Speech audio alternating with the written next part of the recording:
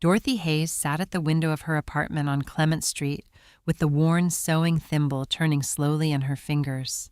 The phone on the table buzzed. She did not look at it. She watched the morning light move across the windowsill the way she watched most things, with the patient attention of a woman who had learned long ago that watching carefully was its own form of preparation. Her son had called her worthless.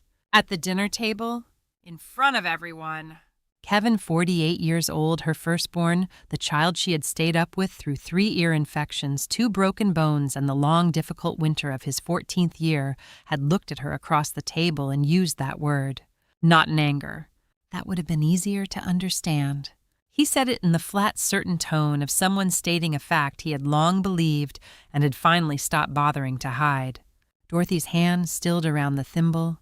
She set it down on the windowsill carefully, the way she set down everything she handled, with the attention of someone who believed things deserved to be placed, not dropped. She had said nothing that night. She had said nothing for 40 years, which was a different kind of silence. Not the silence of a woman with nothing to say. The silence of a woman who understood that certain truths did not require her announcement to remain true. For 40 years, her hands had done what her voice had never needed to do. The thimble on her right index finger, worn smooth at the rim from 10,000 hours of pushing a needle through fabric, had done what words had never been required to do. It had paid for the house, not metaphorically, not in the way people say someone paid for something with love or sacrifice.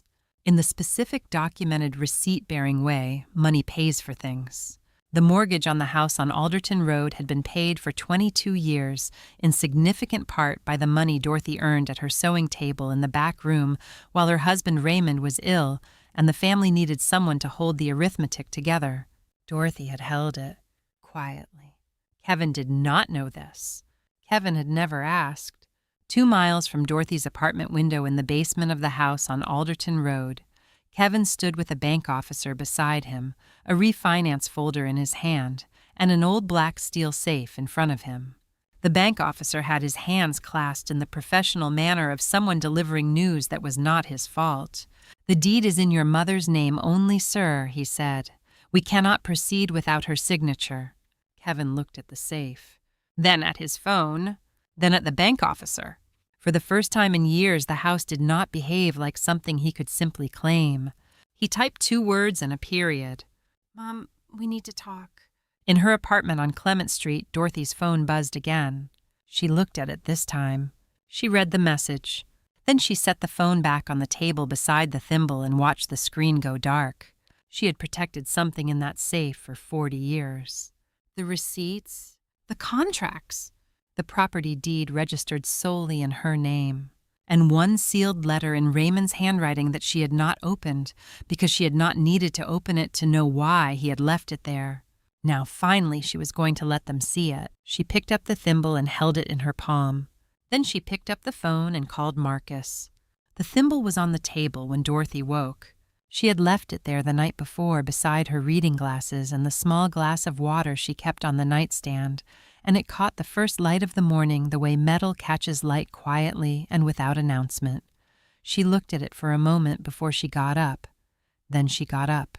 Her apartment on Clement Street was the size that people described as small when they were being tactful, and cozy when they were being kind, and Dorothy had spent 2 years making it entirely hers, which was a different project from making it comfortable and a more satisfying one. The sewing table was under the east window where the light was best in the mornings. The shelves above it held her thread in the order she had always kept thread, by color, family, and then by weight, the organization of someone who had done this work for 40 years and had learned that finding what you needed without looking was worth the initial effort of arrangement. The chair she sat in to sew had a cushion she had made herself, the fabric a blue she had chosen because it was the color of Raymond's good shirt, the one he wore on Sundays. The apartment was not exile. It was chosen. Dorothy had understood the difference from the first week she was in it and had stopped explaining the difference to people who assumed otherwise. She made tea at the kitchen counter, the same sequence she had followed every morning for 30 years, kettle filled to the same line, 2 minutes of waiting, the tea bag held for exactly as long as it needed to be held. She drank it standing at the counter looking at the sewing table and the thread on the shelves and the morning light beginning to find the room. The phone on the kitchen table buzzed at 7:20. She looked at the screen without picking it up. Kevin's name. She looked at it through 2 more buzzes and then the screen went dark. She carried her tea to the window. Diane knocked at 7:45, which was when Diane always knocked a fact about Tuesday mornings on Clement Street, as reliable as the light. She was 67 and had lived in the apartment across the hall for 11 years, and she brought bread from the bakery 2 blocks over on Tuesdays because the bakery made a particular loaf on Tuesdays that Diane had decided was worth the walk and worth sharing. Dorothy opened the door before she knocked twice. Diane came in and set the bread on the counter and looked at Dorothy and said, "You look like someone who slept fine and woke up, decided." Dorothy said, "That's a reasonable description." Diane cut 2 slices without being asked because in 11 years she had never been asked and had never needed to be. She looked at the table while she cut and saw the thimble beside the phone. She said, "You still have that old thing?" Dorothy said, "I do." Diane looked at it for a moment with the expression she wore when she was deciding whether to ask more. She decided against it, which was one of the things Dorothy appreciated about her, that she had learned the distinction between curiosity and intrusion. They ate the bread at the small table with their tea and talked about the Tuesday things, the weather changing the family in the apartment below, with the new baby, the bread itself, and whether the bakery had adjusted something in the recipe, or whether it was just the season. Dorothy's quiet humor surfaced in the way it surfaced when she was comfortable briefly and without announcement, and Diane laughed and the kitchen held the sound of it. The phone buzzed again, Kevin's name on the screen visible from where they sat. Dorothy looked at it and set it face down on the table without changing her expression. "Diane said you're going to call him back eventually." Dorothy said, "I know, but he'll wait a little longer. It'll be good for him." Diane looked at her for a moment with the particular attention she gave to things she was taking seriously. Then she said, "All right," and ate her bread. After Diane left, Dorothy carried the thimble to the window. She stood at the windowsill and held it in her right hand, the hand it belonged to the hand that had worn it for 40 years of work, and she turned it in her fingers once and then set it on the sill, not in her pocket, not back on the table, on the sill between her and the outside world where the morning light could find it. She looked at it sitting there. The metal was worn smooth at the top in the specific way of a thimble that has been used rather than kept the small dents along the band where the needle had missed over the years, the particular patina of something that has been a working object for a long time. She had received 11 messages in 3 days. She had answered none of them. She was in no hurry. Diane asked on the 3rd Tuesday. She had not asked on the 1st Tuesday or the 2nd, which Dorothy had appreciated the restraint of a woman who understood that some things needed to be offered rather than extracted. On the 3rd Tuesday, she set down her tea and looked at Dorothy and said what actually happened at that dinner. Dorothy was quiet for a moment. She looked at the thimble on the windowsill and then at Diane. She said, "I'll tell you." The dinner had been in April, the kind of April evening that could not decide whether it was still winter. The temperature dropping after dark, the house on Alderton Road warm and lit from the inside, in the way of a house where someone has prepared for guests. Dorothy had driven herself, which Kevin had mentioned twice. In the weeks before that she didn't need to drive herself, they could pick her up. It was no trouble. She had driven herself because she had always driven herself, and because the ability to leave when she decided to leave was worth more than the convenience of a ride. The table was full. Kevin at the head, which he had begun doing in the years since Raymond died, the assumption of the position without discussion. Patricia beside him, wearing the particular expression she wore to family dinners, pleasant and watchful, the expression of someone conducting a quiet assessment and finding most of it below expectations. Marcus across the table with his wife Janet and the grandchildren at the end, with the noise and motion of children who have been at a table long enough to be restless. Dorothy beside Marcus, which was where she always sat. The dinner moved through its courses the way family dinners move, the overlapping conversations and the passing of dishes and the particular dynamics that had been established over decades and no longer required anyone to think about them. Patricia mentioned twice the renovation they were considering for the kitchen, the quotes they had received, the designer they had found through a friend. She mentioned their neighborhood once in a way that was not about the neighborhood. She said to Dorothy, "The traffic coming from your area must have been difficult." Dorothy said the traffic was fine. Patricia said, they're doing construction on the connector road. It's been difficult for everyone coming from that direction. Dorothy said, "I came another way." Patricia received this without expression and moved to another subject. The conversation turned to the house somewhere between the main course and the end of it, the way certain subjects surfaced at family tables when they had been waiting below the surface long enough. Kevin mentioned the refinancing. He mentioned the current rates and the equity they had built, and the timing being right. He spoke about it in the tone of a man discussing something that had been decided rather than something being proposed. Dorothy said nothing. She had not been asked anything. She listened and ate and watched Kevin's hands move as he talked the gestures he had used since he was a boy. When he was explaining something, he had already decided, the particular confidence of a man who had never encountered a room that did not organize itself around his certainty. Patricia said, "Your mother doesn't understand these things." She said it to Kevin across the table with Dorothy sitting between them. Not to Dorothy. About Dorothy. The way you speak about a piece of furniture that cannot hear. Kevin said she never really had to. She's never contributed anything real. The table continued. Someone passed the bread. One of the grandchildren said something and was answered, and the conversation moved as conversations move forward and over the surface of it smooth. And then Kevin said, "Let's be honest, she's been worthless to this family for years. We've done it all." The table went quiet. Not dramatically, not in the way of a scene being made, just the particular quality of silence that arrives when something has been said that cannot be unsaid, and everyone present is deciding in real time how to hold it. Marcus looked at his hands. He looked at them the way you look at something that requires your full attention when the alternative is looking at the person who has just said the thing that cannot be unsaid.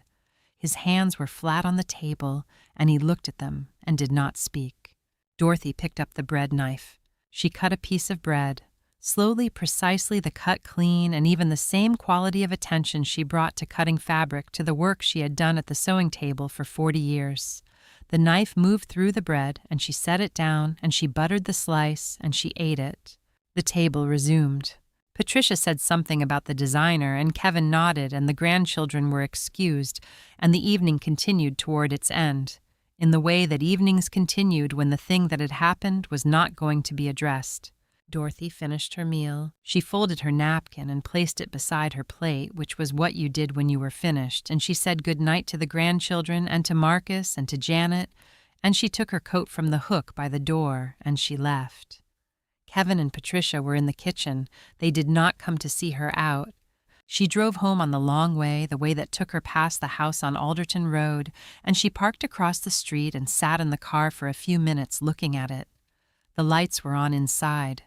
The rosebush Raymond had planted in 1987 was visible in the glow from the porch lights, still there, still tended, because Dorothy had asked the neighbor's boy to trim it twice a year and paid him to do so. She looked at the house for a while. Then she drove home and went to bed. Back in the kitchen on Clement Street, Diane had both hands around her tea and was looking at Dorothy with the expression of a woman who has listened to something that has taken its full weight to arrive. Dorothy said that night, "I drove past the house, sat outside for a while, then came home and slept very well." Diane said, "How?" Dorothy said, "Because I already knew something Kevin didn't." She picked up her tea. She had not defended herself that night. She had not needed to. The bank officer's name was Gerald Fitch, and he had a voice that had delivered difficult information many times, and had developed the particular quality of someone who understood that precision was kinder than softness when the news was what it was. He said the property deed for 4417 Alderton Road is registered solely in your mother's name, Mr. Harlan. We cannot proceed with the refinancing without her written consent and signature. Kevin said that can't be right. Gerald Fitch said, "I'm afraid it is." The deed was recorded in 1983 in the name of Dorothy Ann Harlan only. There is no joint tenancy, no co-ownership recorded. For the purposes of this refinancing, your mother is the sole owner of record. Kevin said there must be a mistake. My father owned that house. He lived in it for 20 years. Gerald Fitch said your father was listed on the mortgage, Mr. Harlan. He was not listed on the deed. Those are different instruments. Kevin looked at the speakerphone on the kitchen counter. He looked at the kitchen he had renovated 3 years ago, the countertops he had chosen, the appliances he had researched. He looked at the backyard through the window, the yard he had mowed every summer since Raymond died, the yard that had always been in the way that things are always when you have not examined them his. He said, I need to look into this. I'll call you back. Gerald Fitch said, of course, we'll need the documentation before we can move forward with any part of the process. Kevin ended the call. He stood at the counter for a moment with both hands flat on the surface, and then he picked up his phone and called Patricia. She answered on the second ring with the brisk attentiveness of someone who has been expecting a call and is ready to manage whatever arrives with it. Kevin told her what the bank officer had said. There was a brief silence on her end, the silence of a woman recalibrating quickly. She said, just get her to sign. How hard can it be? Kevin said she's not answering her phone. Patricia said, then go to the apartment. Kevin, this is not complicated. She's 72, and she lives in a one-bedroom on Clement Street. You go there, you explain the situation, she signs. This does not need to be a production. Kevin said, okay. Patricia said, and bring the paperwork. Don't go without the paperwork. He called Marcus next. Marcus answered with the slightly careful quality he had been using with Kevin for several months since the dinner in April, the quality of someone choosing their words with more attention than usual. Kevin told him about the deed. He told him in the same order he had received the information, the bank officer's voice, and the registration, and the sole ownership, and when he finished there was a silence on Marcus's end that was different from Patricia's silence. Patricia's silence had been calculation. Marcus's silence was something else. Kevin said, did you know about this? Marcus said you should go see her, Kevin, in person, not a phone call. Kevin said, did you know about the deed? Marcus said, I think there's a lot you should talk to Mom about, face to face. Kevin said, that's not an answer. Marcus said, I know, go see her. He ended the call before Kevin could say anything further, which Marcus had not done before in 48 years of being Kevin's younger brother, and the fact of it sat in the kitchen with Kevin for a moment after the line went quiet. He went to the basement. The safe was in the corner where it had always been, which was where Kevin had always not thought about it, the way you don't think about things that have been in the same place your whole life and have never been relevant to anything you needed. It was a substantial safe bolted to the wall, the kind that required installation. Kevin crouched in front of it with a flashlight and looked at the dial. He tried his parents' wedding anniversary. Nothing. He tried Raymond's birthday. Nothing.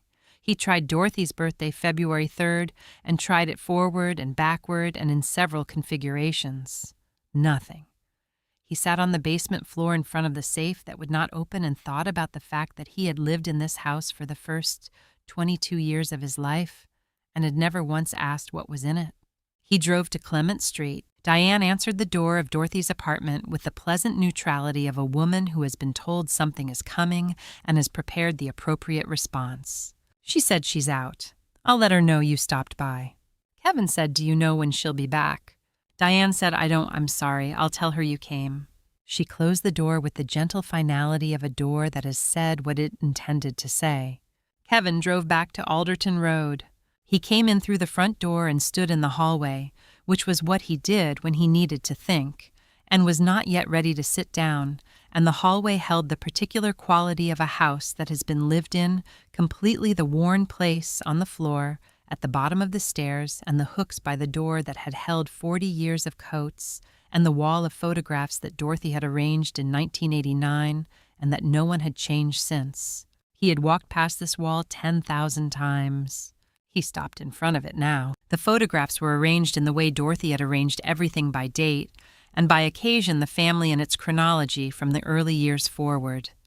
Kevin's eye moved across them with the automatic recognition of images you have known since childhood and have stopped actually seeing. And then he stopped. Third photograph from the left middle row. A birthday, someone's the cake on the table and the children around it and the adults in the background. Kevin was in it younger, grinning at whatever was happening outside the frame. Raymond was behind him with his hand on Kevin's shoulder, And in the far right background, slightly out of focus at the table that had been pushed to the wall to make room for the celebration, was Dorothy. She was not watching the birthday.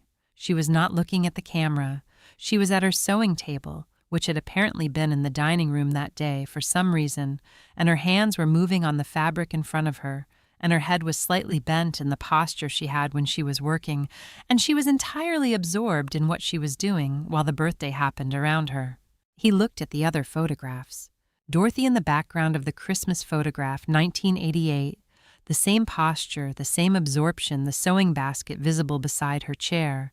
Dorothy in the background of the Easter photograph, 1991, not at the table but near the window, the thimble visible on her right hand, even at that distance and resolution. She was in the background of every photograph that had been taken in this house for 30 years. Always in the background. Always working. Kevin stood in the hallway and looked at the photograph he had walked past for 30 years and had never once looked at closely. He had never once asked what his mother was doing in it. Dorothy called Kevin on a Wednesday morning 3 days after his messages had accumulated on her phone in the particular way of messages from someone who is not accustomed to being unreached. He answered before the second ring, which told her everything she needed to know about how the 3 days had been for him. She said, "Come on Sunday, come alone." Kevin said Patricia should probably be part of this conversation. She has some thoughts about the legal. Dorothy said, "Come alone, Kevin?" A pause. He said, "Okay, what time?" She said, 10 o'clock. "I'll make coffee." She ended the call and set the phone on the table beside the thimble and went back to the blouse she was altering for the woman in 4B, which needed taking in at the waist and shortening at the hem, and would take her approximately 2 hours if she worked without interruption, which she intended to do. Kevin arrived at 10 o'clock on Sunday, dressed in the careful way of a man who has prepared for a negotiation, the good jacket, the ironed shirt, the shoes that communicated a certain kind of seriousness. Dorothy noticed this without commenting on it. She had dressed in her ordinary Sunday clothes, the gray cardigan and the dark trousers she wore when she was receiving company, because that was what he was. She opened the door, and he came in, and she watched him take in the apartment with the quick, involuntary assessment of a man who processes spaces in terms of their value, which was his professional habit, and something he did not entirely know he was doing. She could see him revising whatever he had imagined, because what he had imagined was clearly something smaller and sadder than what he found, and the apartment was neither small nor sad. It was ordered and warm and completely hers. The sewing table under the east window and the thread on the shelves, and the framed photograph of Raymond on the bookshelf, and the small plant on the kitchen sill that had been growing there for 4 years, and knew where it was. She said, "Sit down. I'll get the coffee." Kevin sat at the small table and put his folder on the surface in front of him, the folder of bank documents and refinancing projections that he had brought because he had prepared for a business conversation, and the folder was what you brought to a business conversation. Dorothy made the coffee at the counter with her back to him, the same sequence she had followed every morning, and she did not hurry. She set 2 cups on the table and sat across from him. Kevin opened the folder. He explained the refinancing in the tone he used for explaining things to people. He assumed needed more context than he did the measured patience of it, the bank's position and the equity situation and the rates that made this the right moment, and the plans he had for the funds, which were sensible and well considered, and which he outlined with the thoroughness of a man who has done his homework. Dorothy listened without interrupting. She held her coffee cup in both hands, and she listened to everything he said, and she let him say all of it, the full, prepared presentation, and when he finished, she did not immediately respond. She looked at her coffee. Then she looked at him. She said, "Kevin, how many years did we live in that house?" Kevin said, 32 years. Dorothy said, "And in 32 years, did you ever ask how the mortgage was paid?" Kevin said, "Dad paid it. He worked. He had the..." Dorothy said, "Your father was sick for 11 of those 32 years. The kitchen was quiet." Kevin looked at her. He had known this. Of course he had known it. Raymond's illness was not a secret. The years of it were a fact of their family history that Kevin carried the way you carry the facts of your history, as background, as context, as something that was true and had been true and was therefore no longer something that required active thought. He had known it without following it to its conclusion. Dorothy could see him following it now, slowly, the way you follow a thread you have been handed when you did not know you were looking for the end of it. His eyes moved slightly, the internal movement of arithmetic being done 11 years of illness against 32 years of mortgage payments, and the question that arithmetic produced, which was a question he had never asked, and was only now understanding he should have asked 30 years ago. He said, "Mom," she said, "I'm not asking you to answer now. I'm asking you to understand that there is an answer and that you don't know it." He was quiet. His hand was resting on the folder of bank documents and refinancing projections, and Dorothy looked at his hand on the folder and thought about all the folders she had ever held the receipts and the contracts and the ledger pages and the mortgage statements with the payment marked and the date and the amount and the running total of what it had cost and what had remained. Kevin said, "So the deed." Dorothy said, "The deed is what it is." The bank officer read it correctly. Kevin said, "But how did—" Dorothy said, "I'll show you something, Kevin. Come Friday. Bring Marcus." Kevin looked at her. He said, "Should I bring Patricia?" Dorothy looked at him steadily across the small table, across the coffee cups and the folder of documents and the 32 years and the 11 years inside them. She said, "Bring Marcus." Kevin absorbed this. He understood what the omission meant, even if he did not yet understand everything that preceded it, because Kevin was not a stupid man. He was a man who had not paid attention, and there was a difference.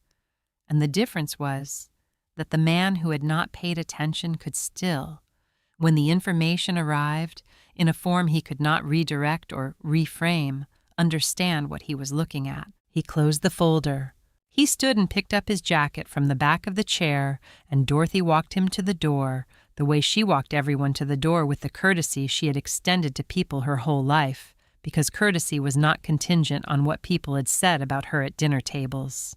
He stopped at the door. He had to pass the windowsill to reach it, and the thimble was on the windowsill where Dorothy had placed it the previous week, sitting in the Sunday morning light, small and worn and entirely unremarkable, to someone who did not know what it was.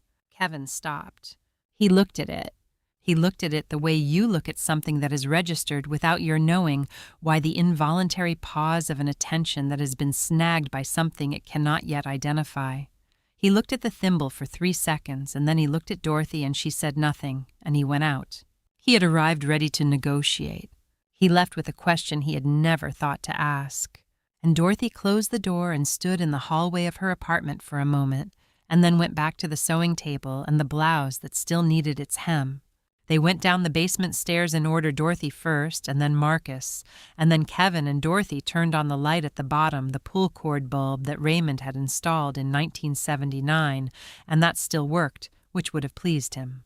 The basement held the smell of all basements that have been tended rather than abandoned old wood and concrete, and the particular stillness of a space that has been kept organized over many years by someone who understood that order was not decorative, but functional.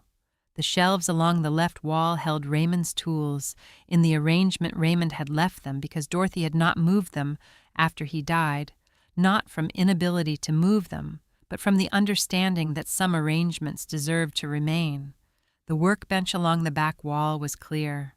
Dorothy walked to it without hesitation and set down the canvas bag she had brought. Both brothers followed. Kevin looked at the safe in the corner. He had looked at it in the dark with a flashlight the week before, crouched in front of it, trying combinations that did not work, and it looked different now, with the light on, and Dorothy standing 3 feet from it, smaller somehow, or rather correctly sized, a thing with a specific purpose, rather than an obstacle. Dorothy took the key from her cardigan pocket. She crossed to the safe and put the key in the lock and turned it and pulled the handle and the door opened, which it did cleanly and without drama, the door of a well-maintained thing that was accustomed to being opened by the right person with the right key. She did not immediately reach inside. She stood with the door open and looked at the contents for a moment, the way you look at something you have not seen in some time and are confirming is still as you left it. Then she reached in and removed a cloth-wrapped bundle, the canvas cloth she had used for wrapping things that needed protection, and she carried it to the workbench and set it down. She unwrapped it methodically, folding the canvas back on itself in sections the way she unfolded fabric when she was preparing to work with it, attending to each fold rather than pulling at the whole. Kevin watched her hands. Marcus watched her face. Inside the cloth bundles of paper organized and stacked, each bundle bound with kitchen string, each bundle labeled in Dorothy's handwriting on a piece of card tucked under the string. The labels were years: 1983 to 1990, 1991 to 1997, 1998 to 2004, 2005 to 2012, 2013 to present. 5 bundles, 40 years. Dorothy picked up the first bundle and held it out to Kevin. He took it. He turned it over in his hands and looked at the label, and then he pulled the card out from under the string and set it on the workbench, and undid the string and opened the bundle. Receipts, contracts, payment records, each one dated, each one with an amount, each one with a client name or a project description in the handwriting of whoever had paid. Alterations, dressmaking, formal wear, wedding dresses, several of them, the contracts detailed and the payments substantial. Curtains and upholstery for a hotel on the east side of town, a contract that ran 3 years and paid quarterly. School uniforms for a private academy, recurring annual work that had started in 1986 and continued for 11 years. Kevin looked at the amounts. He turned the pages slowly. The amounts were not what he had expected. He had not known what to expect, had not known to expect anything, but whatever picture he had carried in his mind of what his mother did at the sewing table was a picture with smaller numbers in it than the ones he was looking at. His face shifted in the way faces shift when they are receiving information that requires the rearrangement of something more fundamental than an opinion. Dorothy said, "Those are the years your father was working full-time.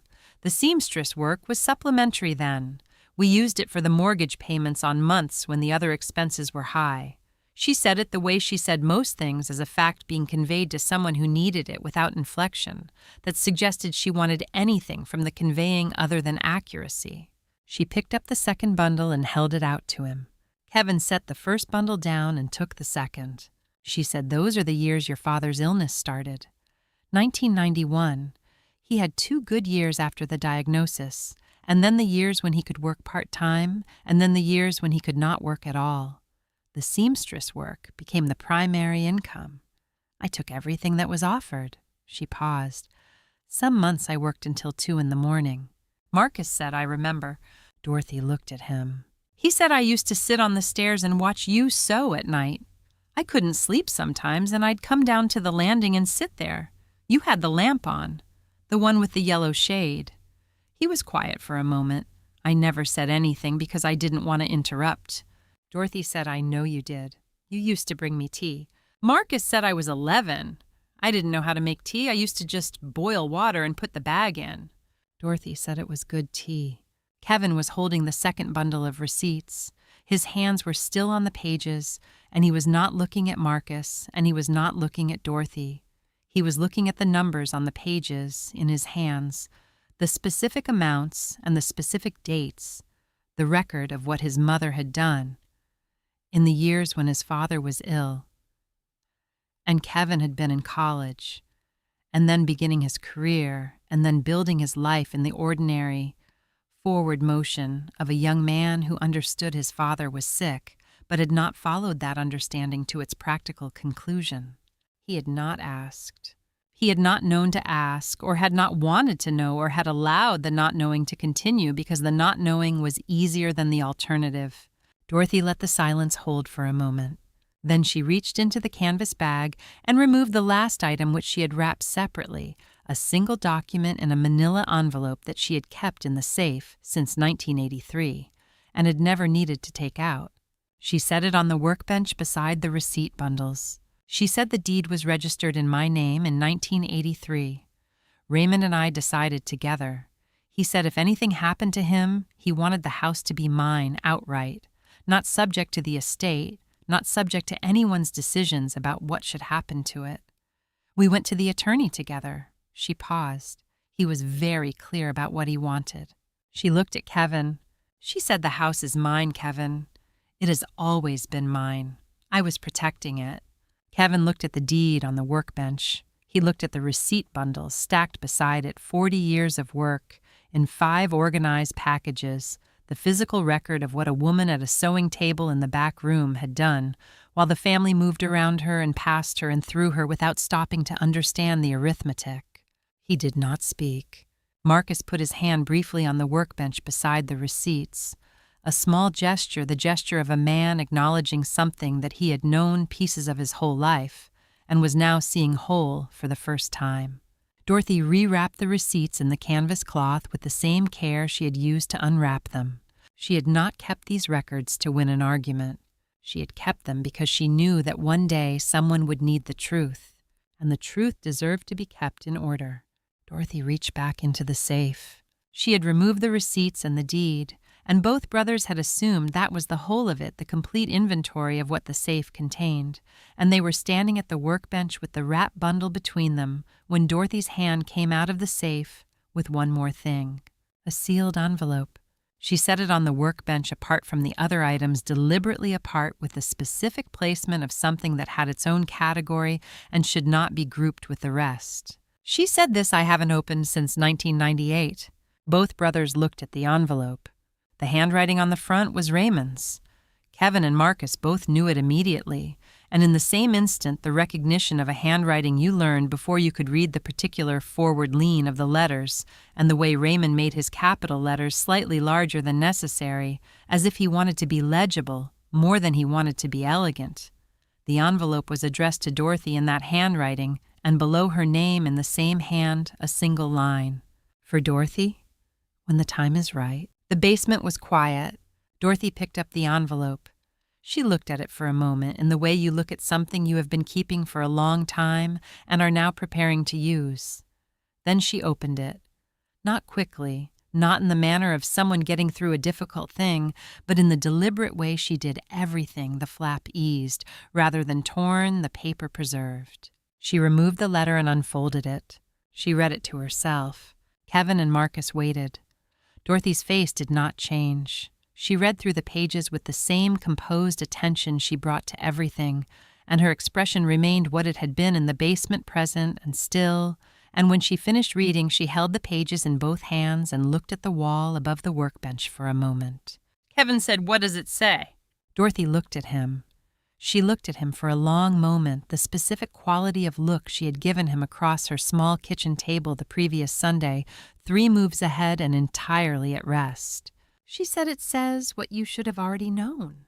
Then she looked down at the pages and began to read aloud. Raymond's voice came into the basement in his handwriting. He had written in 1998, which was 2 years before he died, and his voice in the letter was the voice of a man who understood that he was not going to have all the time he had planned on and was doing what he could with what remained. He wrote about Dorothy. He wrote about the sewing table in the back room, the lamp with the yellow shade, the sound of the machine at night when the house was quiet. He wrote that he had lain awake many nights listening to that sound and understanding fully and specifically what it meant.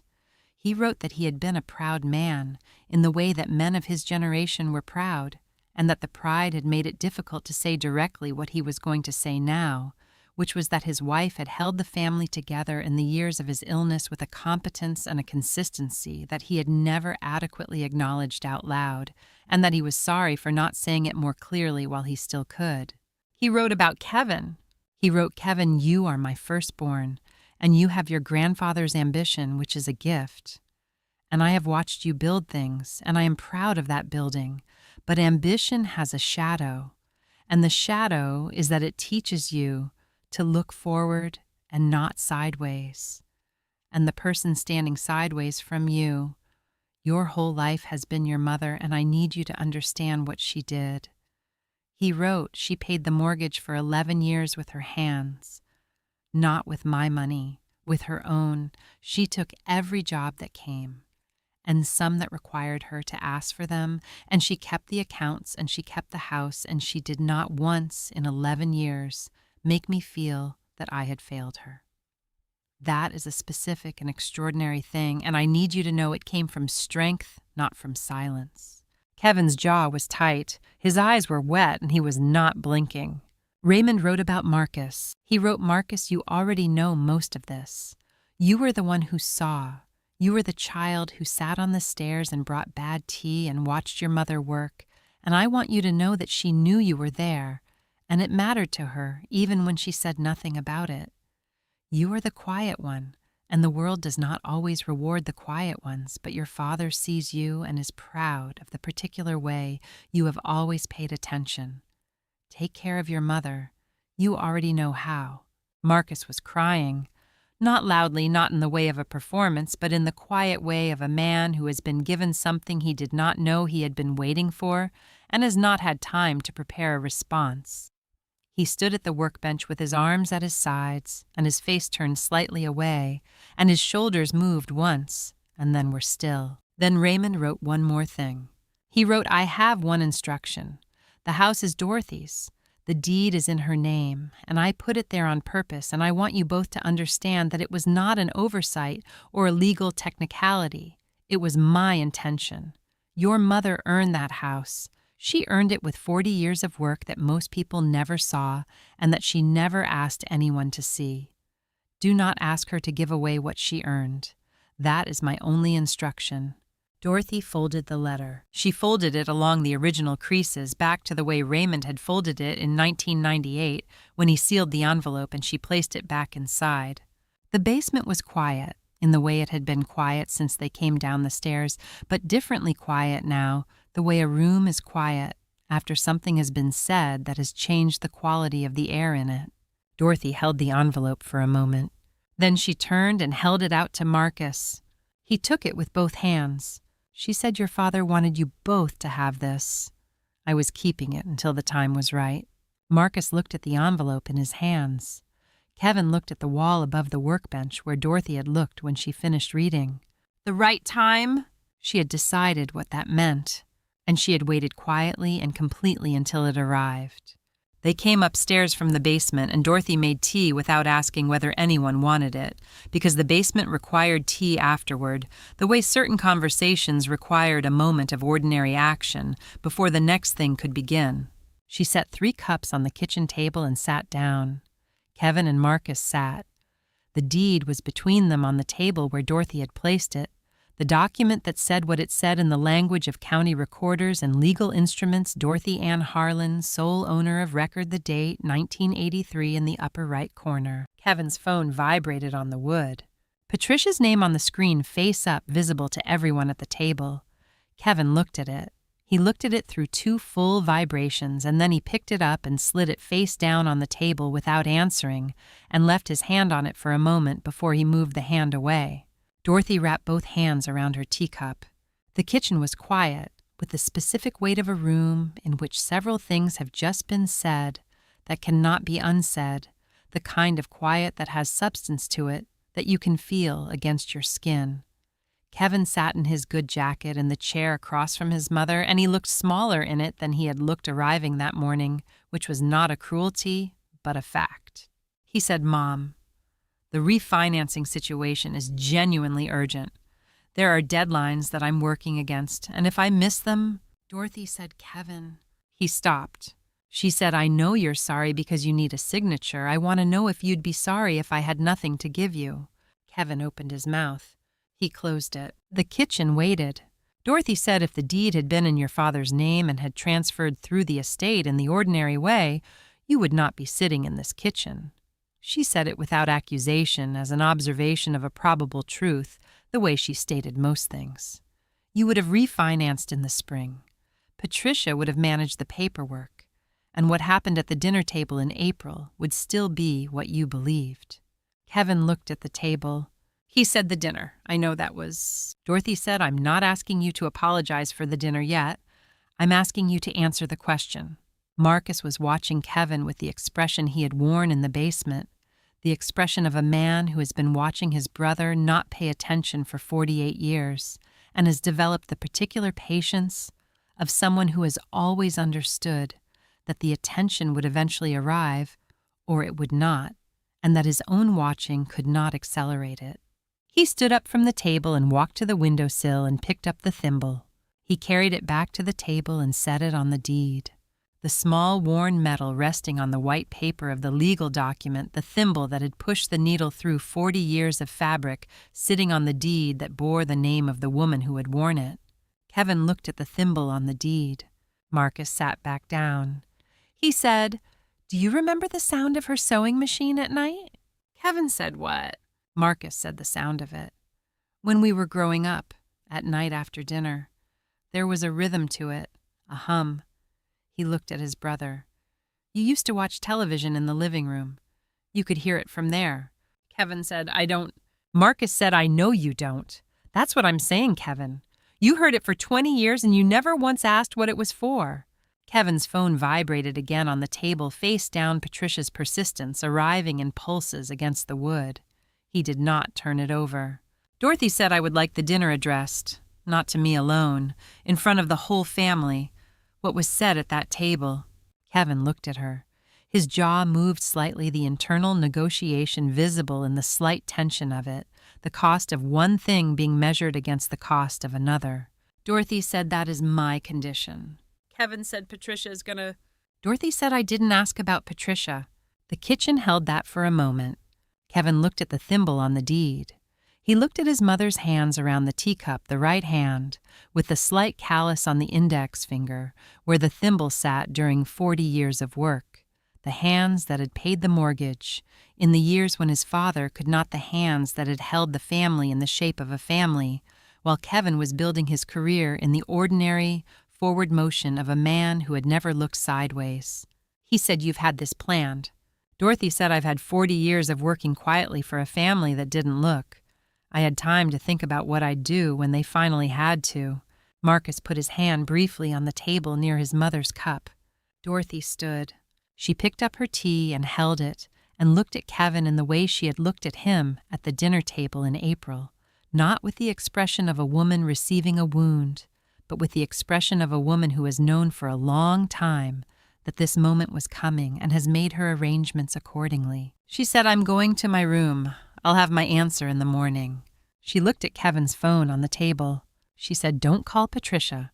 She walked out of the kitchen and down the hall, and the sound of her door closing quiet and clean was the only sound in the house. Kevin sat in the kitchen with the deed and the thimble and his father's letter and his brother and the phone face down on the table, and Patricia on the other side of it waiting for an answer he had not given her. She had spent 40 years being invisible. She could afford to wait one more night to see if her son finally saw her.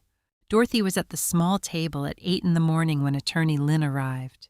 She had made coffee for 4 and set out the cups with the same deliberate attention she gave to everything, and when Lynn knocked, Dorothy opened the door and took her coat and showed her to the table, and they sat together for a few minutes while Lynn opened her briefcase and arranged the documents in the order they would be needed.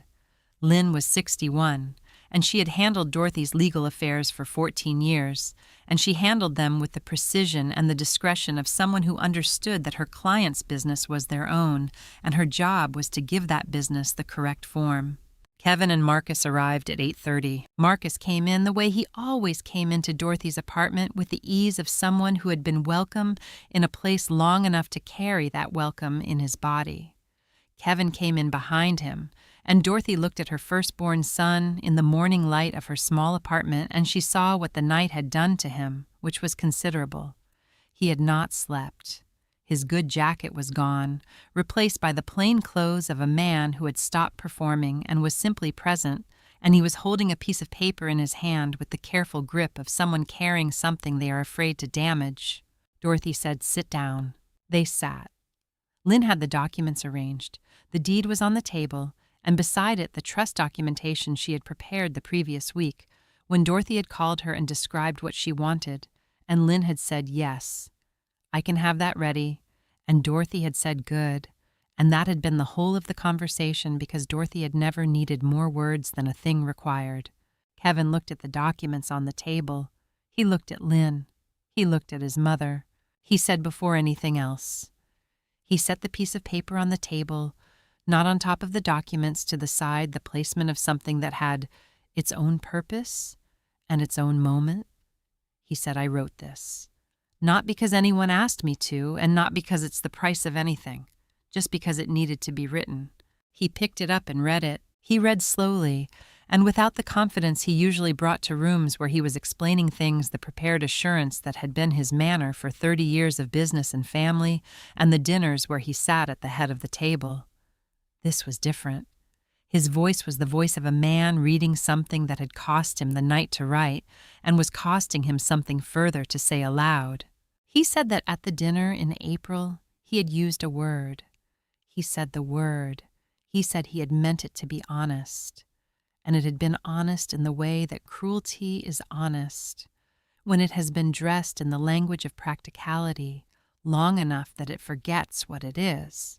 He said he had spent the previous 3 days reading receipts, and he had spent the previous night with his father's letter, and he wanted Dorothy to know that he understood now what he had not understood then, which was that the word worthless was the least accurate word that had ever been applied to any person in his experience, and that he was sorry he had said it, and sorrier that he had believed it, and that he was going to have to spend some time understanding how he had come to believe it, because that was his work to do, and not hers.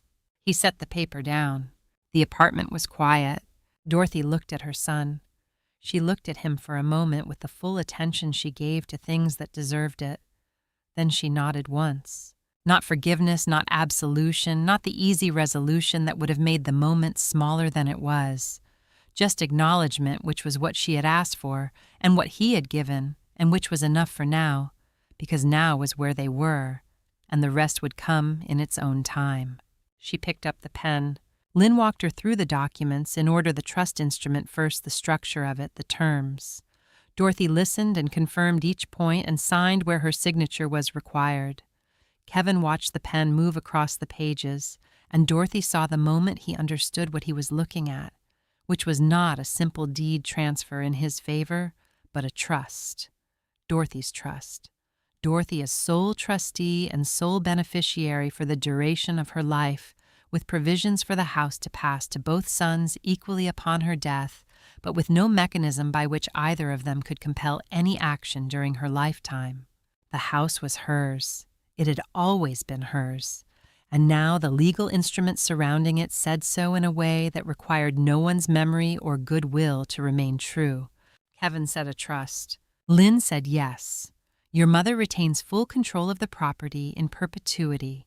The refinancing can proceed because Dorothy is signing as the owner of record, authorizing the instrument, but the house remains in the trust. Kevin looked at the documents. He looked at the pen in Dorothy's hand. He looked at his mother.